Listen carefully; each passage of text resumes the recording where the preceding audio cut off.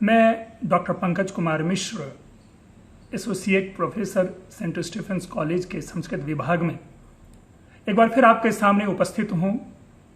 भाषा विज्ञान के कुछ विमर्श को लेकर अपनी एक लंबी श्रृंखला भाषा विमर्श के ऊपर चली आ रही है और उसी क्रम में आज एक नया विषय लेकर के मैं आप लोगों के सामने उपस्थित हूँ। मित्रों, यूं तो भाषा विज्ञान के कई क्षेत्र हैं, भाषा विज्ञान के कई आयाम हैं।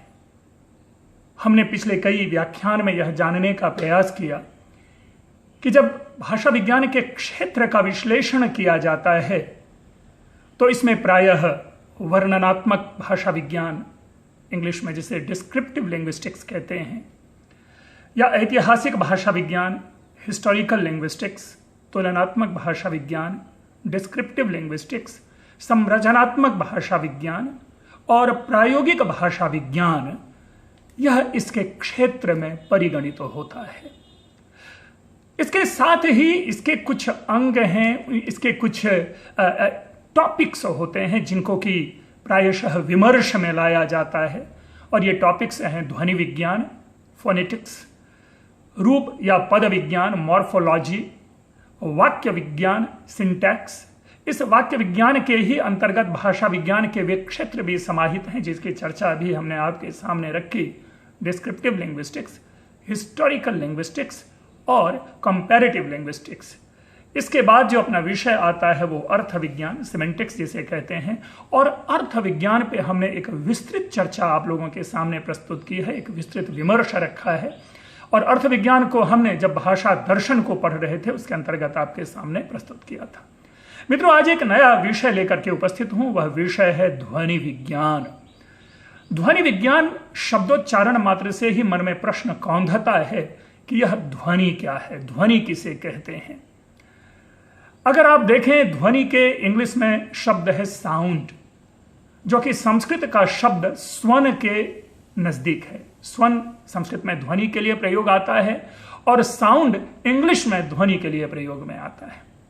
तो इसके लिए ये जो साउंड है, ये ध्वनि, उसमें ध्वनि क्या होता है कि जो हमारे जो वाग यंत्र होते हैं, उन वाग यंत्र के विश्लेषण से, वाग यंत्र के अलग होने से या जुड़ने से हम कई प्रकार की ध्वनियां निकालते हैं। जैसे अगर हमने ओष्ठ कहा तो ये ओष्ठ जो है, दोनों ओष्ठ के मेल से भीतर से जब हम हवा छोड़ते हैं तो पवर्ग का उच्चारण होता है। और आप जैसा जानते हैं प, फ, ब, भ, म, इन पांचों वर्णों के लिए ये ओष्ठ आवश्यक है। तो इस प्रकार हमारे वाग यंत्र मुख के द्वारा अपनी यात्रा करके जब बाहर एक ध्वनि विस्तारित करता है तो एक कोई मतलब एक कर्ण कान को सुनने के लिए जो उसे आप क्या कहें, ध्वनि कहें या जो भी चीज कहें, जो वर्ण संप्रेषित करता है या जो श्रोतव्य तत्व संप्रेषित करता है, वही ध्वनि है। और ध्वनि शब्द का प्रयोग प्रायः सर्वत्र आप पाएंगे। सर्वत्र से मेरा तात्पर्य है कि यह आप भाषा विज्ञान में तो ध्वनि विज्ञान देख ही रहे हैं, साहित्य शास्त्र में भी ध्वनि की चर्चा आती है, जहां पर ध्वनि को काव्य का एक तत्व के रूप में माना गया है और ध्वनि को काव्य की आत्मा कही गई है वहां पर, जिसका प्रवर्तन आनंदवर्धन ने किया था। इसी प्रकार व्याकरण में भी जब आप स्फोट आदि का उल्लेख पाते हैं, भर्तृहरि और मंडन मिश्र ने जिस प्रकार स्फोट की चर्चा की है, तो वह स्फोट भी वहां पर ध्वन्यात्मक ही है, ध्वनि के को ही वहां पर विश्लेषित किया जाता है। अब आती है बात अंग्रेजी में ध्वनि विज्ञान के लिए एक शब्द है फोनेटिक्स। फोनेटिक्स से तात्पर्य क्या है? अब देखेंगे, इसमें एक शब्द है फोन, PHONE, जिसका अर्थ होता है, उसका भी अर्थ होता है वहां पर ध्वनि, बोलना, कहना।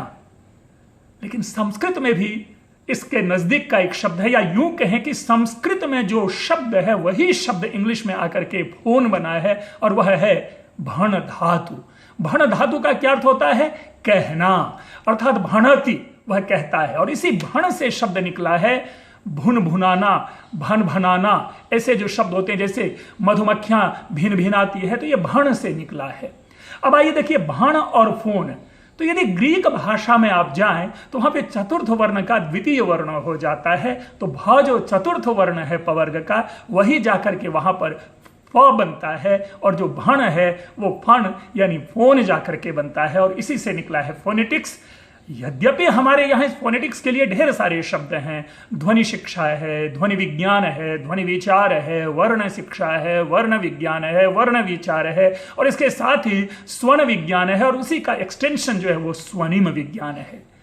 हम जो भाषा को जानने वाले होते हैं, जो व्याकरण को जानने वाले होते हैं, वे चाहें तो भण धातु से भी इस ध्वनि विज्ञान के लिए शब्द बना सकते हैं, लेकिन हमारे शास्त्रों में भी चूंकि ध्वनि शब्द का प्रयोग है, इसीलिए हम इस विज्ञान को ध्वनि विज्ञान के रूप से जानते हैं।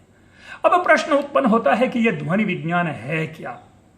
देखिए, जहां तक विज्ञान शब्द है, विज्ञान शब्द का अर्थ साइंस कर लें, मेथोडोलॉजी कर लें, टेक्नोलॉजी कर लें, कुछ भी कर लें, अर्थात ध्वनि की व्यवस्था।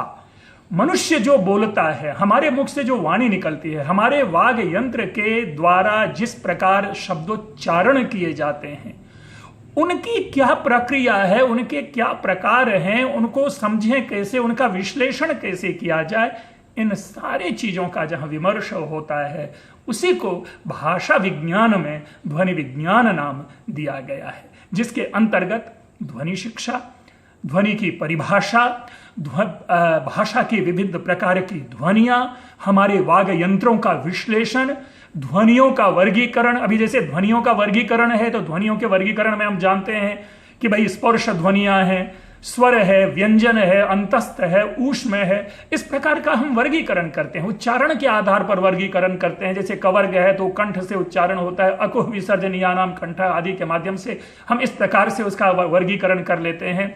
तो ध्वनियों का वर्गीकरण होता है। ध्वनियों की उत्पत्ति कैसे होती है, जैसा अभी मैंने शुरू में ही ध्वनि के लक्षण के क्रम में आपके सामने यह बात प्रस्तुत की कि हमारे वाग यंत्र जब परस्पर अलग होते हैं, एक दोनों में जब विच्छेद होता है तो एक ध्वनि निकलती है। और हम आप सभी जानते हैं, अगर आप घर में किचन में, अगर पुराने जमाने के तौर पर यदि हम देगची में चावल बनाते हैं, तो वहां जब चावल जब टूटता है तो वहां पर भी आवाज आती है, फुट फुट फुट की आवाज आती है, तो वो भी वहां पर ध्वनि है। तो हम उस, और ये ध्वनि की उत्पत्ति कहां से हुई, कब हुई, मनुष्य ने कब बोलना प्रारंभ किया, मनुष्य ने किस प्रकार अपने इन ध्वनियों को चिन्हित किया, वर्गीकृत किया, तो इस प्रकार का विश्लेषण हम करते हैं, ध्वनि की उत्पत्ति करते हैं। ध्वनियों का श्रवण एवं ध्वनियों का मनन आदि इन सारे विषयों का विमर्श हम इस ध्वनि विज्ञान के अंतर्गत करते हैं। तो मित्रों, एक और चीज हम जान लें, जैसा कि अभी आपके सामने हमने ध्वनि के जो टाइप्स हैं या उनके विषय जो हैं, भाषा विज्ञान की जब विषय की चर्चा कर रहे थे, तो इस विषय विश्लेषण के क्रम में एक बात हमने जरूर देखी, एक बात हमने जरूर पाई, वो यह थी कि वाक्य विज्ञान है, पद विज्ञान है, रूप विज्ञान है, अर्थ विज्ञान है और ध्वनि विज्ञान है। तो हमने तो 5 ये टाइप्स ऑफ लिंग्विस्टिक्स लिया, जिसमें या लिंग्विस्टिक्स के अंतर्गत इन 5 चीजों का विमर्श विश्लेषण होता है। लेकिन यदि सही अर्थों में देखा जाए तो समस्त भाषा विज्ञान का जो सर्वाधिक महत्वपूर्ण अंग है, या जिस पर सर्वाधिक कार्य हुआ है, या आज भी जिस पर सर्वाधिक शोध किए जा रहे हैं, वह ध्वनि विज्ञान है। क्योंकि ध्वनि ही भाषा की उत्पत्ति में सहायक है। यदि ध्वनि नहीं होगी तो शब्द निर्माण नहीं होगा, पद निर्माण नहीं होगा, पद निर्माण नहीं होगा, यानी वर्ण, ध्वनि से वर्ण, वर्ण से आप वाक्य, भाषा, शब्द, शब्द से वाक्य, वाक्य से भाषा। तो अगर ध्वनि ही नहीं होगी तो फिर सारी की सारी भाषा जो है वो निर्मूल हो जाती है। तो यही कारण है कि जब ध्वनि है, ध्वनि विज्ञान है, इसे भाषा विज्ञान का सर्वाधिक महत्वपूर्ण अंग माना जाता है। यदि भारतीय परंपरा की दृष्टि से देखें तो जो मैं शुरू से कहता रहा हूं कि जो पाश्चात्य चिंतन में भले ही भाषा विज्ञान 17वीं 18वीं शताब्दी में विमर्श का विषय बना हो, लेकिन भारतीय परंपरा में हम आप सभी जानते हैं कि जो 10 विद्याएं हैं, जो प्रारंभिक, जो मुंडकोपनिषद में जो चिह्नित 10 विद्याएं हैं, 4 वेद और 6 वेदांग, बाद में 14, फिर उसके बाद 18 विद्याएं बनी। तो उन 10 विद्याओं में एक है वेदांग, और वेदांग 6 प्रकार के होते हैं, और उन्हीं प्रकारों में से एक प्रकार है शिक्षा। शिक्षा नामक ग्रंथ में या शिक्षा नामक वेदांग में ध्वनि विमर्श पर्याप्त है। प्रातिशाख्य ग्रंथ है, आपने प्रातिशाख्य का नाम सुना ही है। साथ ही जो व्याकरण है इसमें हम सर्वाधिक विमर्श पाते हैं। तो हमारे यहां ईसा से पूर्व ही भाषा विज्ञान के इस महत्वपूर्ण विषय को चिह्नित कर दिया गया था और हमारे वैज्ञानिक, हमारे भाषा वैज्ञानिक, हमारे प्राचीन मनीषियों ने इस पर चिंतन प्रारंभ कर दिया था। अब एक प्रश्न और सहज उत्पन्न होता है और वह प्रश्न है कि इस ध्वनि विज्ञान, ध्वनि विज्ञान, स्वन, स्वनिम विज्ञान आदि चर्चा तो कर रहे हैं, इसकी उपयोगिता क्या है? इसको पढ़ने जानने का लाभ क्या है? तो एक चीज तो आप लोग सभी जानते हैं, सार्वभौमिक आभाणक है, एक यूनिवर्सल कह सकते हैं कि मुहावरा प्रयोग होता है। कुमारिल भट्ट ने श्लोक वार्तिक में कहा था कि प्रयोजन मनुद्देश्य न मंदोपि प्रवर्तते या मंदोपि न प्रवर्तते, कि बिना प्रयोजन के, बिना पर्पस के, बिना उद्देश्य के, बिना लक्ष्य के मूर्ख भी कहीं नहीं जाता। तो यदि शास्त्र में ध्वनि, ध्वनि शिक्षा, ध्वनि विज्ञान आदि का परामर्श है तो निस्संदेह इसकी भी कोई उपयोगिता होगी और उपयोगिता होनी चाहिए। और जैसा हमने शुरू में ही कहा, जब ध्वनि विज्ञान की महत्ता की स्थापना करते हुए मैंने कहा कि भाषा विज्ञान का सर्वाधिक महत्वपूर्ण अंग है ध्वनि विज्ञान, तो वहीं उसी विश्लेषण में इसकी उपयोगिता स्पष्ट हो जाती है कि यदि ध्वनि नहीं होगी तो भाषा का निर्माण नहीं हो सकता। यदि ध्वनि नहीं होगी तो हम आपस में अपनी भावनाओं का संप्रेषण नहीं कर सकते, और अगर यदि ध्वनि नहीं होगी तो ये सारा का सारा संसार जो है वो अंध युग बन जाएगा, अंधकार में प्रवर्तित हो जाएगा। और मित्रों, तदनुसार यदि इस ध्वनि की उपयोगिता की चर्चा करें तो आप पाएंगे कि ये जो ध्वनि विज्ञान है यह भाषा की विभिन्न ध्वनियों का स्पष्ट ज्ञान देता है, ठीक ठाक ज्ञान देता है। ठीक ठाक नहीं, ठीक ज्ञान देता है, सही ज्ञान देता है। अब क्या हुआ इसको समझिए कि भाषा की विभिन्न ध्वनियां, अभी मैं इतनी देर से बोल रहा हूं, यद्यपि हम लोग यूज टू हो चुके हैं, इसमें कस्टमाइज्ड हो चुके हैं कि सामने से आने वाली जो ध्वनियां होती है उसको वर्ण रूप में ग्रहण करके, भाषा रूप में ग्रहण करके, जो वक्ता है उनके अभिप्राय को समझ करके फिर हम उनका प्रत्युत्तर देते हैं। लेकिन हमें यह भी देखना है कि यदि हमने एक वाक्य कहा तो इस एक वाक्य कहा में ए वर्ण है, क वर्ण है, व वर्ण है, य वर्ण है, ह वर्ण है, और ये सबके अलग अलग उच्चारण स्थान है, सबकी अलग अलग ध्वनियां हैं।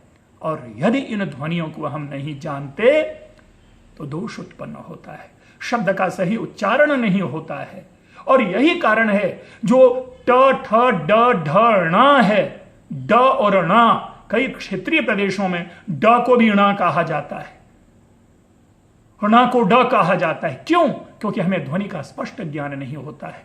कवर्गीय जो पंचम वर्ण है, चवर्गीय पंचम वर्ण है, यह दुखद विषय है कि हम जो भाषा के विश्लेषण करने वाले होते हैं उनको स्वयं उन पंचम वर्ण का बोध नहीं होता कि कवर्ग का उच्चारण ङ होता है, यानी ये जो ध्वनि है ये ङ ध्वनि है, जो कंठ और नेजल यानी नाक से निकल करके ये ध्वनि हमारे यहां प्रस्तुत हो रही है।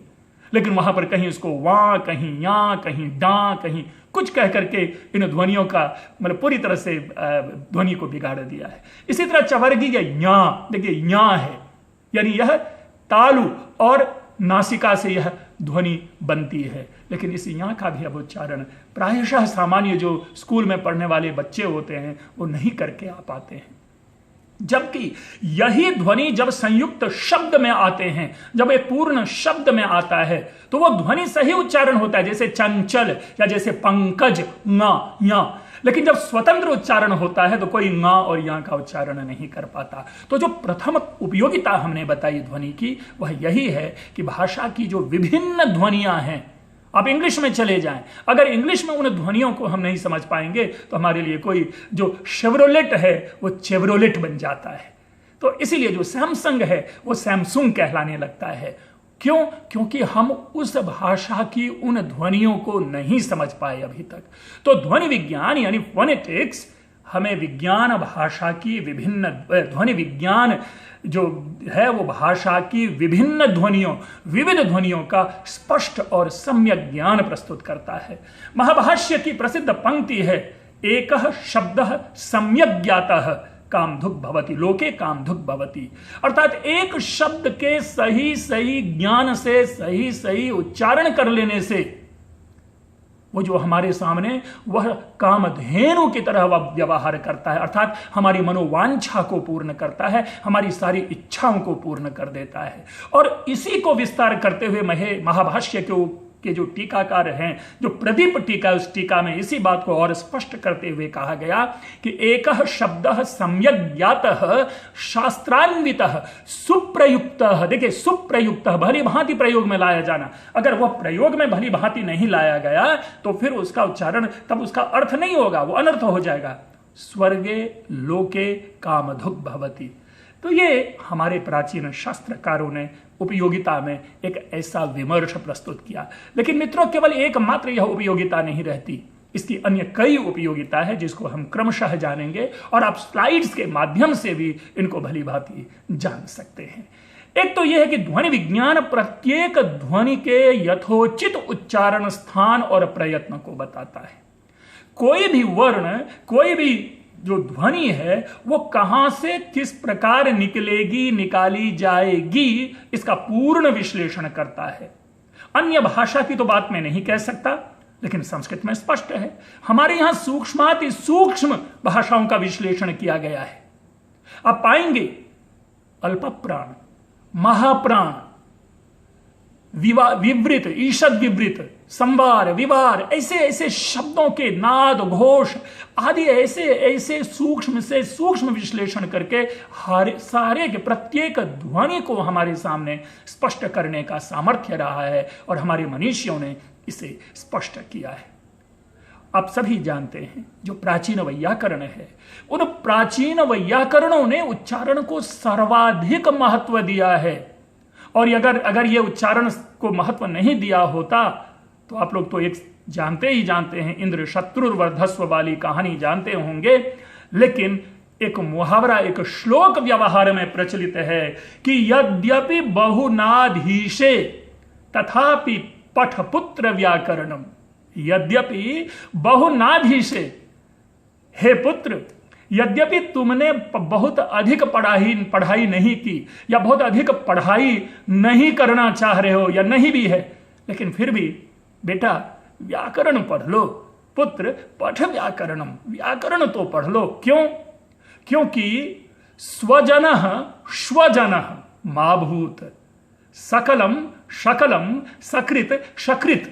अब देखिए ये जो चीज है समझिए, स्वजनम स्वजनम, अगर आपको ध्वनि का स्पष्ट उच्चारण नहीं है तो स्वजन यानी जो अपना, जो रिलेटिव्स हैं, जो क्लोज हैं, जो डियरेस्ट एंड नियरेस्ट हैं, स्वजन, वो श्वजन बन जाता है। और मित्रों, बहुत कहने की जरूरत नहीं है, श्व का मतलब हम आप सभी जानते हैं। स्वजन यानी एक प्रकार से अब्यूज हो जाता है, ये अपशब्द हो जाता है कि अगर स्वजन श्वजन हो जाए। श्व यानी कुत्ता। इसी तरह शब्द है सकलम और शकलम, सकल और शकल। और तो और छोड़ दीजिए, हम लोग सरोवर, तालाब के लिए सर शब्द का प्रयोग करते हैं। सर, सर का मतलब वही सरह है, सरोवर। अब इसको अगर कोई शर कह दे तो क्या मतलब हो जाएगा? बाण। शर का मतलब बाण।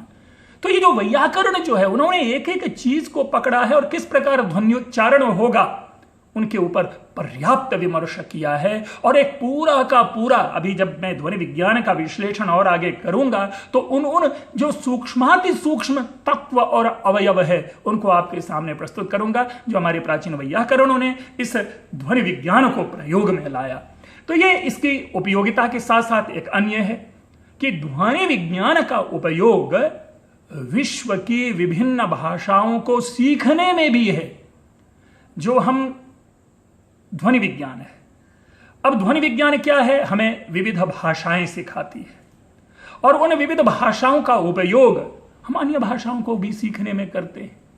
सामान्य केवल अगर भारतीय संदर्भ में ही देख लें और मुझे उर्दू, फारसी, अरबी भाषा का उच्चारण नहीं आता तो आप बताएं मैं गजल का उच्चारण कैसे करूंगा? जो गजल, पता नहीं गजल होता है या गजल होता है, इसका मतलब है कि हमें उर्दू या उन भाषाओं की उस ध्वनि का बोध नहीं है, ध्वनि का ज्ञान नहीं है, इसलिए हम ग ज में भेद नहीं कर पा रहे। खुदा शब्द हमारे लिए तो खुदा हो जाता है। क्यों? क्योंकि हम उस ध्वनि को नहीं पकड़ पाते, हमें उस ध्वनि का ज्ञान नहीं है, ध्वनि का बोध नहीं है। इंग्लिश में ही ले लीजिए, इंग्लिश के कई सारे हैं और स्वाभाविक रूप में हैं। फूल हो, फुल हो, हम इसमें भेद नहीं कर पाते। फुल को भी हम फूल कह देते हैं और फूल को भी हम फुल कह देते हैं। क्यों? क्योंकि हमें उन ध्वनियों का ज्ञान नहीं है, उन ध्वनियों का बोध नहीं है। और जैसे ही इन ध्वनियों का हमें बोध होता है, इन ध्वनियों का हमें ज्ञान होता है, वैसे ही हम उस भाषा, उस विविध भाषाओं में हम पारंगत हो जाते हैं। चाहे वो फ्रेंच हो, चाहे वो स्पेनिश हो, चाहे वो इंग्लिश हो या अन्य कोई भी भाषा क्यों ना हो। आप विदेशी भाषा को छोड़ दें, भारतीय भाषा में ही चले आए। देखिए, हिंदी में होता है गाय, ठीक, लेकिन एक विशेष प्रदेश में आप जाएंगे तो वो गाय गाय नहीं, वो गै होता है, गै। माँ यानी माँ जो है वो मैं होता है। ये ध्वनि नहीं है मैथिली में, सॉरी, ये ध्वनि मैथिली की है। इसी प्रकार आप जाएं, शब्द है पशुपति, तो जो भारतीय भाषा है उस एक भारतीय भाषा में ये पशुपति नहीं बल्कि पशुपैत और विद्यापैत ऐसा उच्चारण होता है। और ये तभी संभव है किसी भी भाषा को सीखना जब तक उसके हम ध्वनियों को नहीं जान लेते, ध्वनियों के उन उच्चारण को नहीं समझ लेते, ध्वनि विज्ञान के उस रूप स्वरूप को नहीं जान लेते, तब तक हम उसको नहीं समझ पाते। मित्रों, इसके साथ एक और है उपयोगिता, बल्कि एक नहीं कई, मैं मेरे ख्याल से 14-15 में इनकी उपयोगिताओं का विश्लेषण करूंगा आपके सामने। और उन्हीं उपयोगिताओं में जो अगली उपयोगिता की चर्चा कर रहा हूं वह यह है कि ध्वनि विज्ञान सविशेष हमें 3 बातों के विश्लेषण पर जोर देता है, 3 बातों को समझाता है। कैटेगराइज अगर करें तो ये 3 तत्व हैं: विश्लेषण, वर्णन और वर्गीकरण। हालांकि इन सारी बातों का जो एक इंट्रोडक्शन है या इस पर जो विमर्श है, मैंने इसे पूर्व चर्चा में अपने व्याख्यान में स्पष्ट कर दिया है कि विश्लेषण का मतलब कि वही उच्चारण, प्रयत्न आदि का वाग ध्वनि के माध्यम से किस जगह से कौन सा वर्ण निकलता है, कौन सी ध्वनि आती है, इसका विमर्श पूरा किया जाता है।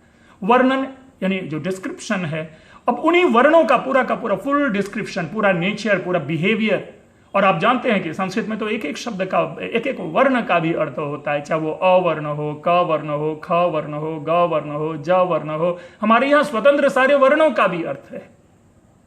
तो इन चीजों को जानना, समझना और फिर उसका क्लासिफिकेशन, पूरा वर्गीकरण, जैसा मैंने शुरू में ही कहा कि वर्गीकरण कई प्रकार से होते हैं। उच्चारण की दृष्टि से वर्गीकरण कर लेते हैं, जैसे कंठ का उच्चारण है तो ये तालु का उच्चारण है, तो इसका उच्चारण मूर्धा से, तो किसी ओष्ठ से, तो इस प्रकार का वर्गीकरण कर लेते हैं। एक अन्य वर्गीकरण है अल्प प्राण महाप्राण से। दूसरा वर्गीकरण हो जाता है आपको जिसको कहते हैं घोष और अघोष से। तो इस प्रकार का विश्लेषण, इस प्रकार का वर्गीकरण हम इन ध्वनियों के मध्य, इन ध्वनियों के अंतर्गत करते हैं। तो मित्रों, ये जो ध्वनि विज्ञान है, इसकी जो अगली उपयोगिता पर अगर हम ध्यान रखें तो ये अगली उपयोगिता भी हम जरूर लेंगे। जैसा मैंने आपके सामने स्पष्ट कहा है कि हम लगभग 14-15 उपयोगिताओं की चर्चा करूंगा।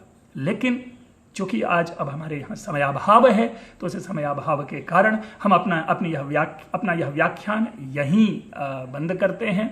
लेकिन आप सब लोगों से इतना जरूर मेरी प्रार्थना है कि आप लोग सभी स्वस्थ रहें और आप लोग सभी सविशेष इस वीडियो का लाभ उठाएं, इसका उपयोग उठाएं। मैं ये कहते हुए आज यही विराम लेता हूं कि सर्वे भवन्तु सुखिनः, सर्वे सन्तु निरामयाः, सर्वे भद्राणि पश्यन्तु, मां कश्चित् दुःख भाग् भवेत्। आप लोगों ने ध्यान से सुना, आप लोगों का बहुत बहुत धन्यवाद। पुनः मैं इसी चर्चा को लेकर आपके सामने उपस्थित होऊंगा। आप इस वीडियो को सुने और अपनी प्रतिक्रिया, अपनी टिप्पणी जरूर प्रदान करें।